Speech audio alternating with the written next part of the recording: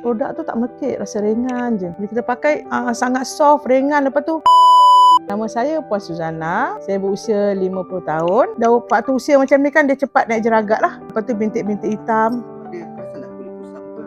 Perasan lah kulit kusam ni dah umur-umur macam ni kan. Dia tengok muka naik jeragat ni hati pun susah lah. Baru-baru ni akak ada tengok kat Facebook serum Asma Harun. Siapa tak kenal dia kan. Jadi akak tengok kan, akak rasa akak boleh cubalah. Jadi akak pun order lah. Bila produk dah sampai, akak pakai dalam masa seminggu macam tu, akak nampak lah dah perubahan dia. Akak nampak bila malam kita pakai, bila bangun pagi cuci, kulit licin. Lepas tu bila glowing nampak lah, berseri lah muka kita.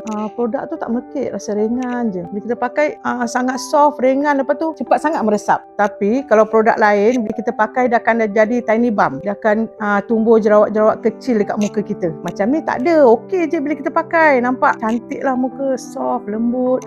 Glowing-glowing gitu kan. Perempuan kan nak cantik selalu. Sekarang ni apa lagi perasaan rasa gembira lah. Happy sangat lah. Muka pun dah berseri-seri. Pakai makeup pun senang lah. Tak payah nak berlapis-lapis kan. Kita pakai selapis je pun dah nampak lah kesan dia. Jadi pada wanita-wanita sana, mesti cuba produk Asma Harun ni. Produk ni memang saya rasa sangat-sangat yakin lah berkesan. Saya nak bagi inspirasi kepada wanita-wanita di luar sana supaya nampak lagi berkeyakinan. Perempuan ni kan mestilah nampak nak bergaya je. Barulah orang tengok pun cantik gitu.